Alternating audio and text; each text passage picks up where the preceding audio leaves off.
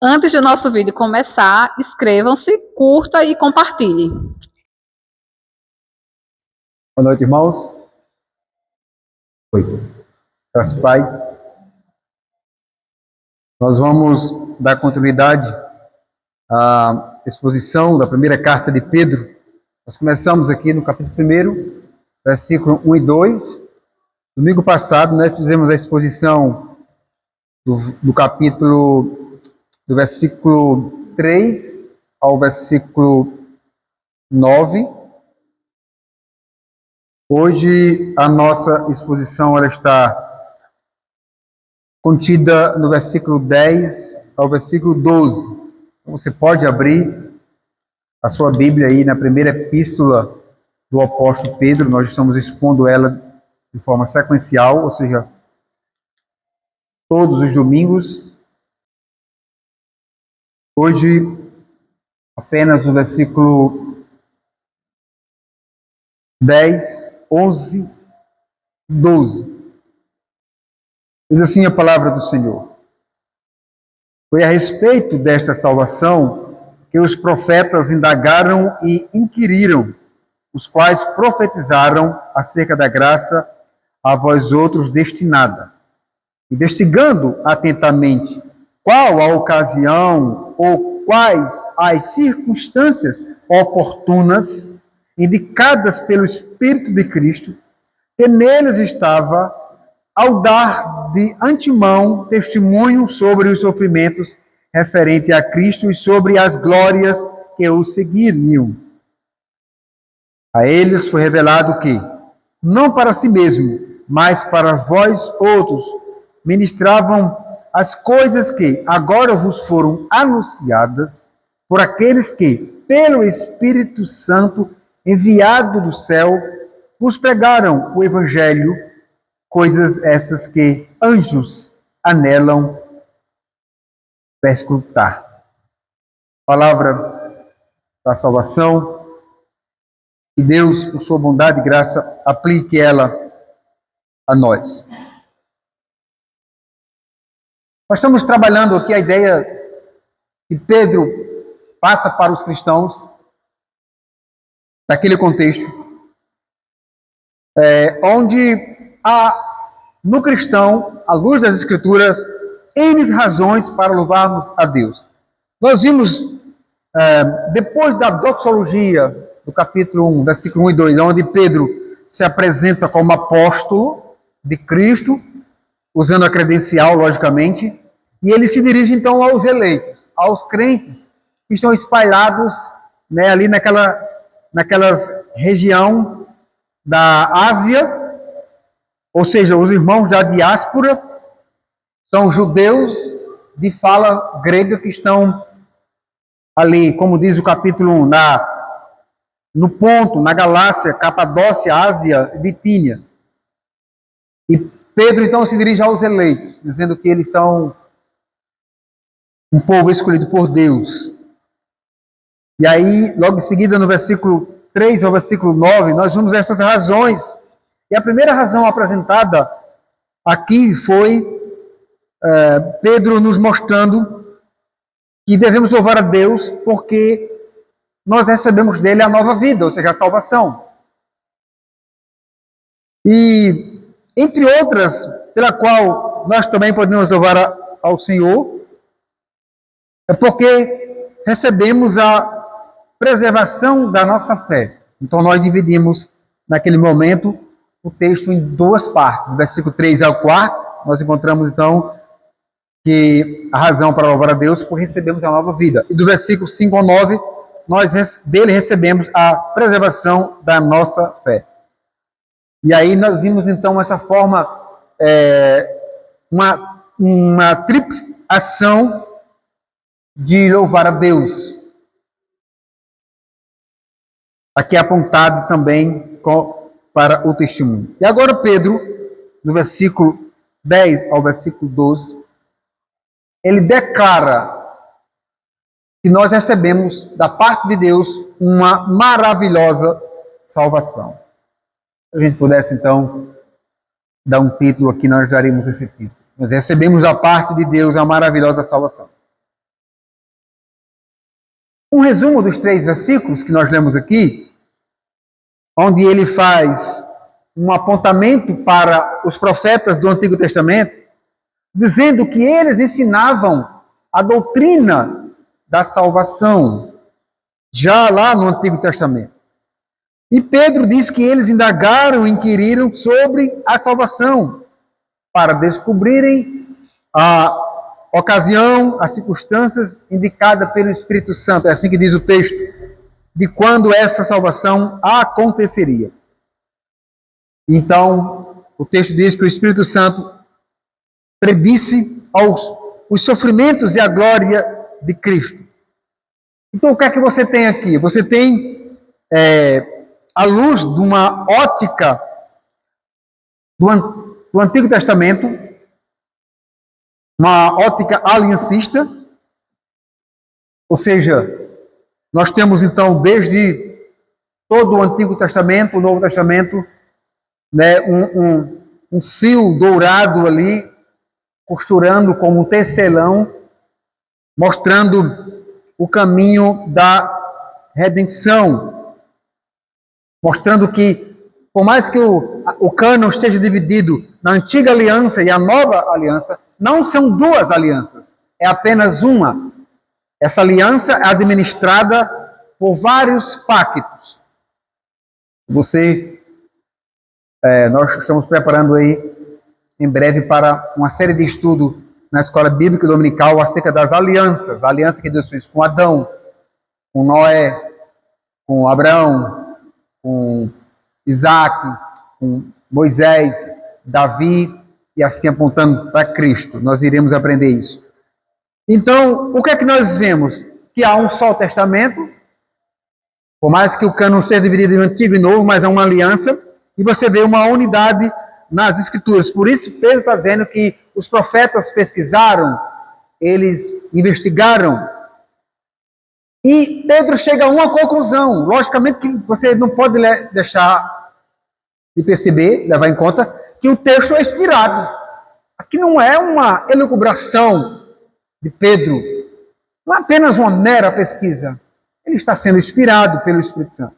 E então ele chega a uma conclusão, que foi a respeito desta salvação, do que diz respeito a que está sendo aplicado, ao que foi aplicado a esses irmãos, e aqui foi aplicada também a nós. Então, o apóstolo ele tem um objetivo aqui, quando ele menciona esse relacionamento da doutrina da salvação, já clara, evidente, no Antigo Testamento, por meio dos profetas. Por quê? Porque Pedro tem em mente que ele falava também para judeus, por mais que fosse de fala grega, mas seu público era constituído, na sua maioria, de judeus. Então, a ideia de Pedro é mostrar para os judeus o plano abrangente da aliança, vindo isso desde a antiguidade, ou seja, desde lá, desde Adão, desde Sete, até os dias atuais, nesse contexto até a pessoa de Cristo. Então, era exatamente isso, irmãos, que os apóstolos tinham em mente. Não apenas Pedro, mas também, por exemplo, Paulo, escrevendo a carta aos Efésios, no capítulo 1, ele vai dizer que a plenitude dos tempos, ou seja, no momento exato em que Cristo deveria ter vindo ao mundo. E essa maravilhosa salvação, ela foi manifestada, mas não só manifestada, mas ela foi anunciada lá no Antigo Testamento, desde a antiguidade. Ou seja, os profetas indagaram, inquiriram, eles profetizavam acerca da graça a vós outros destinada. É interessante como Pedro fala isso no versículo 10. Quando ele diz que os profetas foram levados a indagarem. Qual é a indagação? Quando isso acontecerá?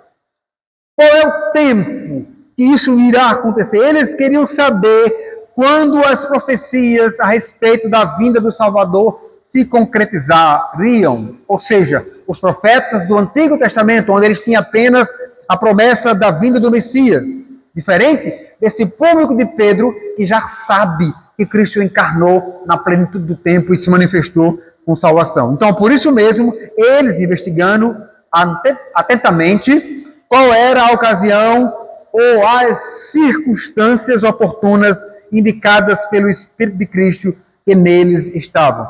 Irmãos, essa afirmação do apóstolo Pedro aqui nos mostra que os profetas, ainda que recebessem a revelação de Deus, nem sempre compreendiam de imediato a revelação. É por isso mesmo que se punham a buscar o entendimento, a compreensão das profecias. Mas eles faziam isso com diligência e com muita atenção. Um ponto interessante: os profetas sabiam que o Messias viria. Isso é um ponto, não há dúvida quanto a isso. Mas não tinham conhecimento de quando ele iria aparecer. Os quais seriam, ou quais seriam as circunstâncias dessa aparição. Então, assim, eles começavam a fazer indagação. Começavam a se perguntar: como se dará essa vinda? E aí o Espírito Santo habitava nos profetas, ao dar de antemão o testemunho sobre os sofrimentos referente e sobre as glórias que o seguiam. É exatamente essa ideia que está no versículo 11. Por exemplo, você tem no profeta Isaías, no capítulo 11, ele profetizou sobre o seu nascimento. Isaías capítulo 7. Versículo 9, versículo 11, fala acerca do nascimento de Cristo. Isaías profetiza no capítulo 11 ainda acerca do seu ministério. Ele faz isso no capítulo 11 em várias partes. Depois, ele profetiza acerca do seu sofrimento e da sua morte. Isaías 52. E Miqueias previu ou profetizou o lugar de seu nascimento, que era Belém. Belém de Judá.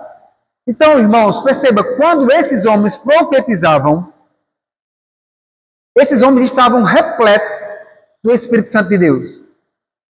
Então, todas as profecias que esses santos homens de Deus trouxeram foram pela ação e inspiração do Espírito Santo. Cristo já existia antes de vir entre esses homens. O Verbo que habitava na eternidade, mas por meio do seu Espírito, Cristo guiou os profetas e assim inspirou-os em seus escritos, revelando-lhes não apenas o seu sofrimento, mas revelando o seu nascimento, revelando o seu ministério, revelando o que ele deveria passar. Mas também esse Espírito revelou aos profetas, ou mostrou-lhes as glórias que seguiriam os seus sofrimentos do Messias. E Pedro traz isso à tona para nós. Quando ele diz que os profetas já tinham esse entendimento, investigavam atentamente a ocasião, as circunstâncias. Mas no final do versículo 11, Pedro diz, ao dar de antemão um testemunho sobre os sofrimentos referentes a Cristo e sobre as glórias que os seguiriam. Então, Pedro está dizendo que os crentes passam por várias provações. Interessante que a gente viu hoje, aqui na escola bíblica dominical, como Deus é glorificado no sofrimento. Tanto dos ímpios, que sofrem por causa da sua natureza pecaminosa, mas também quanto na vida dos crentes.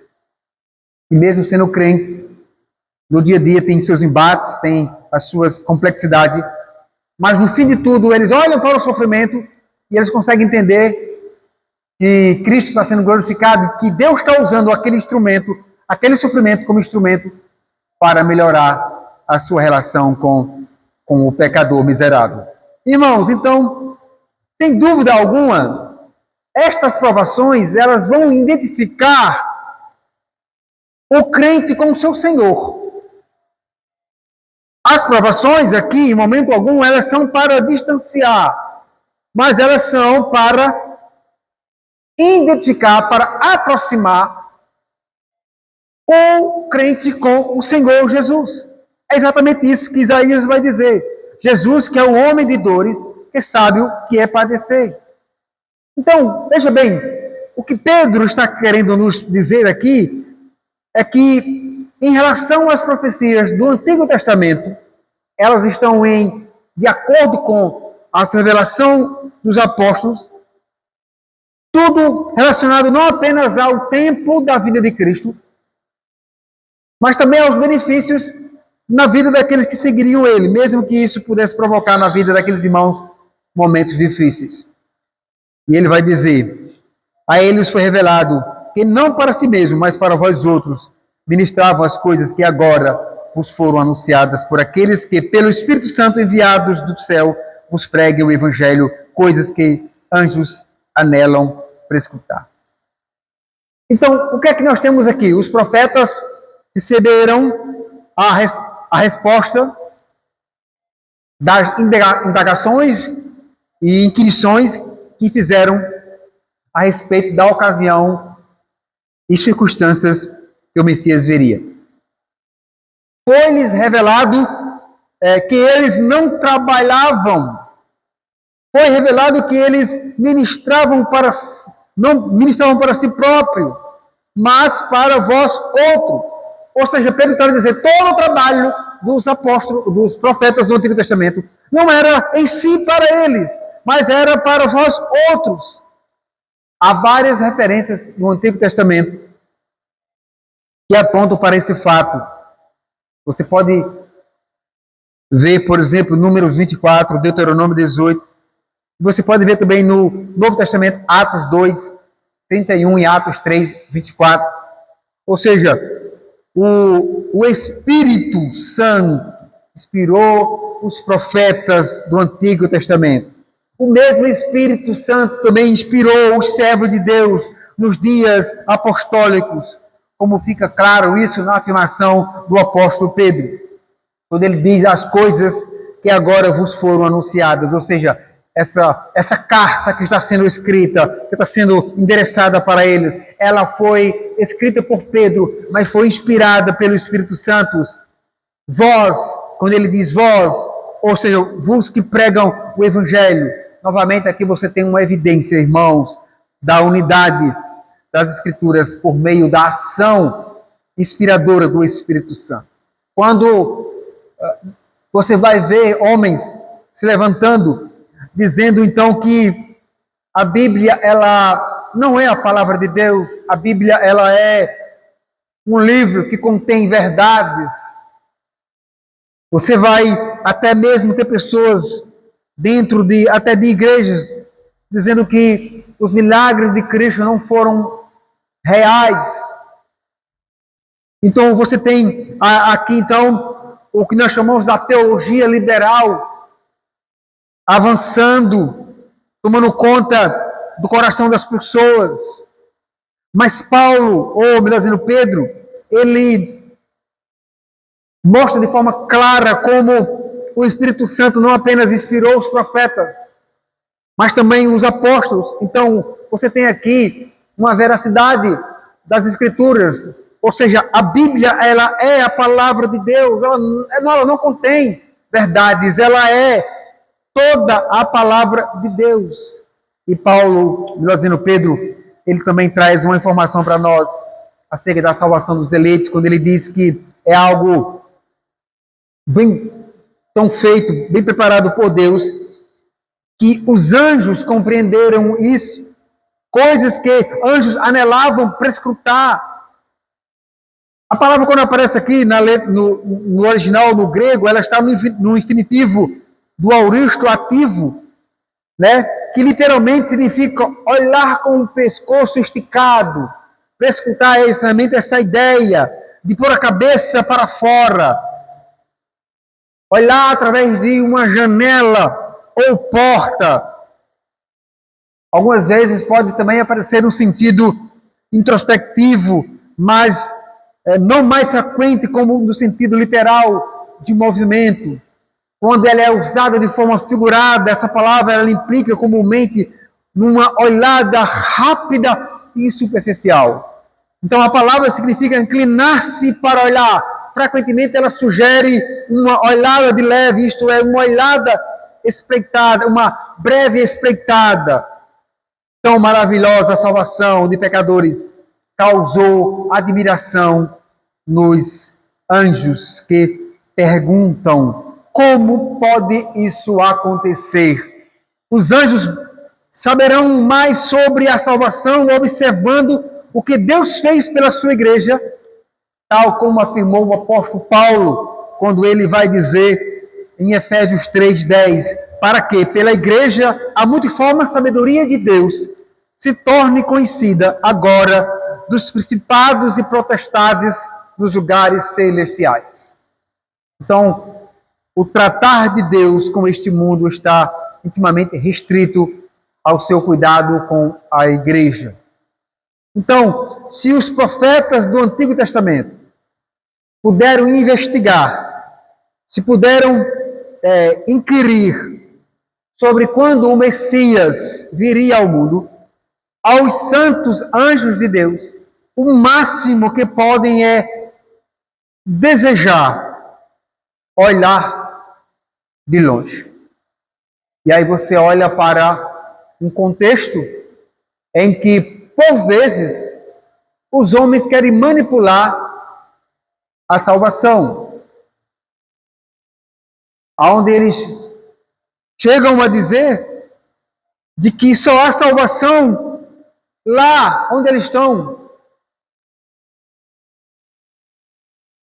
E por vezes, então, até fazendo uma certa barganha com a salvação, coisa que em momento algum as Escrituras vão nos dar margem para isso. Muito pelo contrário, de acordo com o apóstolo Pedro, a salvação ela é um presente maravilhoso da parte de Deus. Pedro, quando ele termina o versículo 9 do texto, ele vai dizer: obtendo o fim da vossa fé, a salvação da vossa alma. Pedro está dizendo que todo o trabalho de Deus para salvar os seus eleitos, tudo aquilo que Deus empreitou em fazer, irá se cumprir. Não depende do que eu faça, não depende da igreja onde eu esteja. Não, a salvação não depende de homens, a salvação ela é monergística. Isso significa dizer que todo o trabalho de salvação parte de Deus. É Deus quem vai ao nosso encontro. É Deus que nos escolhe na eternidade. Antes, como diz o apóstolo Paulo aos Efésios, antes da fundação do mundo, Deus preparou de antemão uma salvação para os eleitos. Mas esses eleitos precisam se identificar com o seu Salvador. É por isso que Pedro ele faz uma menção de que o que os apóstolos, o que os profetas pesquisaram, indagaram, foi exatamente o que os apóstolos profetizaram, que os salvos, eles vão, em algum momento na sua vida, vão se identificar com o seu Salvador, com o sofrimento. Logo, então, isso nos leva a dizer que a vida do cristão, ela também, ela é, digamos, cheia de sofrimentos. Nós não estamos dentro de uma bolha, não estamos super protegidos, de que não somos afligidos pelo mal. Não. Nós somos pecadores. Só o fato de sermos pecadores, nós já somos passíveis, irmãos, de recebermos, então, ou sermos afligidos pelas mazelas deste mundo. Uma enfermidade, uma perseguição, enfim, as que você possa aí imaginar. Então, Pedro está dizendo que todo o trabalho de Deus, desde o Antigo Testamento, foi para salvar. E Pedro, então, traz essa ideia de que foi algo tão maravilhoso para nós, feito em nosso favor, de que os anjos esticaram o pescoço, olharam, entenderam, como eu disse aqui, e aí então eles iam aprender mais de salvação, olhando, e muitas vezes nós, que queremos então por vezes referendar a nossa salvação por uma obra, ou por uma frequência, ou qualquer coisa do gênero. Não, na verdade, Irmãos, quando nós olhamos, por exemplo, o Evangelho de João, no capítulo 9, ele vai nos dizer o seguinte, a partir do versículo 7, dizendo-lhe, vai, levanta-te no tanque de Siloé, diz, lava-lhe. Ele foi, lavou e voltou vendo. Então os vizinhos e os que dantes o conheciam de vista como mendigo perguntavam, não é este que estava assentado pedindo esmola? Uns diziam, é ele. Outros, não, mas se parece com ele. Ele mesmo, porém, dizia, sou eu. Perguntaram-lhe, pois, como te foram abertos os olhos? Respondeu-lhe ele, um homem chamado Jesus. Fez lodo, ajuntou, untou-me os olhos e disse, vai-me ao tanque de Siloé e lava-te. Então fui, lavei e estou vendo. Disseram-lhe, pois, onde está ele? Respondeu, não sei. E aí quando você volta um pouco o texto, no capítulo 7 de Lucas, você vai ver então o próprio Jesus dizendo, os apóstolos perguntaram a Jesus, fizeram uma pergunta, aquele dentre vós que estiver sem pecado, seja o primeiro que ele atire uma pedra.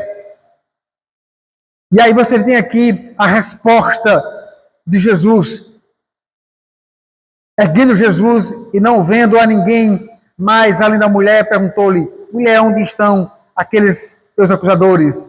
Ninguém te condenou. Jesus lhe respondeu ela, ninguém, Senhor. Então lhes disse Jesus, nem eu tampouco te condeno, vai-te e não peque mais.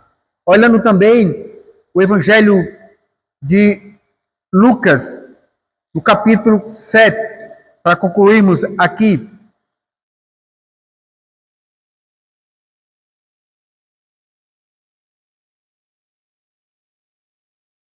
Melhor dizendo, Lucas 17.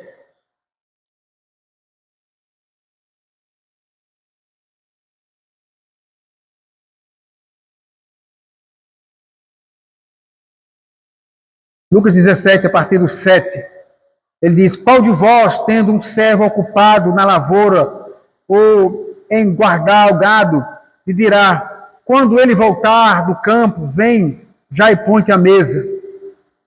E que antes não lhe diga, prepara-me a ceia, cinge-te e serve-me, enquanto eu como e bebo, depois comerás tu e beberás? Porventura, terá de agradecer ao servo, porque este fez o que lhe havia ordenado? Perceba, versículo 10. Assim também vós, depois de haverdes feito quanto vos foi ordenado, dizei, somos servos inúteis, porque fizemos apenas o que devíamos fazer.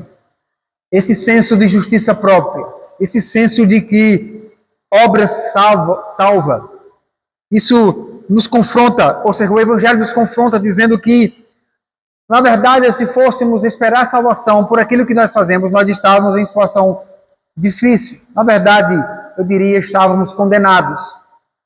Porque as nossas obras, elas não passam de trapos de imundícios. Mas se as nossas obras foram feitas em temor, em orientação pela palavra de Deus, certamente ela nos ajudará a compreender o nosso papel quanto servo e estar pronto a servir. Mas em momento algum relacionar as nossas obras à salvação. Então, irmãos, se os profetas tinham esse entendimento, se eles investigaram, se eles compreenderam, se os anjos também olharam, nem os profetas e nem os anjos saberiam o dia de Cristo vir, mas de fato ele encarnou na plenitude dos tempos e ele se manifestou aos homens com salvação. E essa salvação ela estava disponível para todos quantos creram nele. E olhando para esse texto do livro da primeira carta de Pedro, o capítulo 1, versículo 10 ao versículo 12, nós podemos tirar algumas lições para nós. E é isso que eu passo a fazer nesse exato momento. Nós poderíamos extrair várias aplicações deste texto, mas de todas elas que nós podemos falar aqui nessa noite, irmãos, elas partem do princípio da unicidade das Escrituras. Ou seja, não é a posição dos anjos, não é tampouco a posição dos profetas, mas sim, e tampouco dos homens, mas sim a de Cristo. Então, nós precisamos aprender o que as Escrituras comunicam para nós. Ela comunica um sistema doutrinário no qual a nossa fé se sustenta. Qual é a base, então? É que só há um Senhor, só há uma fé, só há um batismo, como Paulo vai dizer em Efésios 4, 5. Então você tem essa unicidade das Escrituras apontando a autoridade divina, mostrando que as Escrituras não são apenas escritos humanos, elas são Deus se revelando, Deus falando. O Espírito Santo inspirou tanto os profetas, tanto os apóstolos, para nos comunicar a sua palavra, a sua revelação, a doutrina estabelecida como verdade. Então, quanto à posição dos anjos em relação à igreja, destacamos aqui que, apesar de eles serem muitos mais poderosos e gloriosos do que os homens, e de fato são, a eles a salvação não é possível, nem tampouco o perdão. Enquanto nós experimentamos a gloriosa salvação que Deus nos dá em Cristo, os anjos apenas podiam contemplar, ou podem contemplar, mas de longe. Isso deveria esmagar qualquer pensamento idólatra em relação aos anjos. A nossa salvação é algo tão belo, é algo tão maravilhoso, que faz os santos anjos de Deus ficarem admirados, ficarem olhando, observando o amor de Deus por nós. Tal fato, então, deveria nos levar a pensar em como temos respondido a tamanho amor por nós. Se você já sabe a intensidade, pelo menos você tem uma ideia da intensidade do amor que Deus tem por nós. Agora a pergunta é, como nós estamos respondendo a esse amor que nós não podemos medir, imensurável? A única resposta adequada a essa pergunta, ela é uma vida de santidade, uma vida de amor e gratidão a Deus. Você pode até tentar por outros meios, mas você não vai conseguir entender de forma plena, se não for pelo caminho da santidade, do amor e gratidão a Deus, compreender esse amor imenso que Deus tem conosco e também agora a resposta que nós damos a esse amor. Eu ainda concluo dizendo, irmãos, que dentre algumas que citamos aqui, a saber, as razões que temos para louvarmos a Deus, elas não se esgotam aqui. A bem da verdade, não nos falta. O que não falta é razão para glorificar a Deus. Mas as que foram apresentadas aqui, elas estão longe, mais longe de serem as únicas e também as mais importantes. Mas algo que deve estar, ou deve ficar aqui marcado no nosso coração, é que tudo isso, essas verdades que nós vimos aqui, nos faz entender que nascemos de novo. E esse amor que Deus tem por nós foi aplicado na hora que você se converteu. E que agora você está no processo de santidade, que você está crescendo, quase que você seja neófito, ou seja, novo na fé, mas Deus vai dando de doses homeopáticas, como uma criança tomando leite, crescendo, dando espaço, e você vai aprender a preservar essa fé que lhe foi dada. Fé essa que os anjos olhavam. Eles não precisam de fé, porque os anjos não precisam de arrependimentos. Mas nós, no entanto, precisamos crer em Cristo, precisamos nos arrepender e ter a certeza da nossa salvação. E por fim, dizer que quando a nossa vida se acabar neste mundo, que é pela nossa morte ou pela volta de Cristo, Deus nos receberá em sua glória. E lá, sim, vamos tomar posse da salvação eterna. E lá o louvaremos por toda a eternidade. Lá estaremos naquele grande ajuntamento, orando, louvando o Senhor. E lá não será mais necessário administrarmos esse sofrimento, essa dificuldade, porque lá já tem se passado todas as coisas. Irmãos, e quando nós olhamos para um texto desse, acredito eu, que deva surgir de nós, de dentro do nosso coração, uma oração, não aqui uma oração decorada nos termos que eu vou falar, mas penso eu que nós precisamos falar para Deus e dizer o quanto nós dependemos dele. Nós precisamos dizer para o Senhor o quanto nós cremos que ele é eterno. E não há dúvida nenhuma. Por mais que o nosso coração seja enganoso e por vezes queira colocar coisas desse mundo terreno, mas a nossa esperança futura, ela está no céu. Por mais que a nossa mente por hora seja confusa e a nossa vontade corrompida por causa do pecado, de quebrar a lei de Deus, o Espírito Santo, ele aplica em nós o saber do Evangelho para compreender que não é a minha vontade, mas sim tão somente a vontade do Senhor.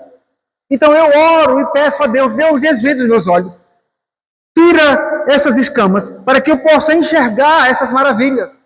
Aquilo que eu não esteja vendo e aquilo que não esteja claro ainda para mim, que pela operosidade do Espírito Santo se torne real, de forma clara, evidente, que eu possa ser encharcado com essa maravilhosa graça da luz do Evangelho. E aí então eu possa usufruir as oportunidades que Deus me dá para compartilhar o Evangelho, usufruir das bênçãos do Evangelho, sim, com a esperança eterna, mas com a esperança presente de que a minha vida foi transformada, de que a vida de outras pessoas podem ser transformadas.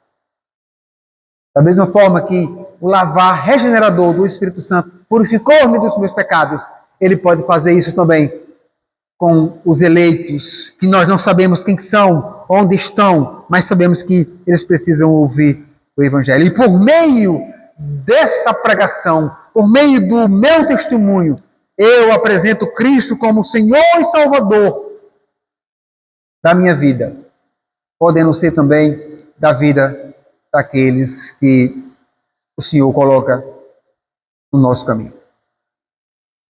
Que Deus nos abençoe e que Ele aplique em nós, irmãos, a sua palavra.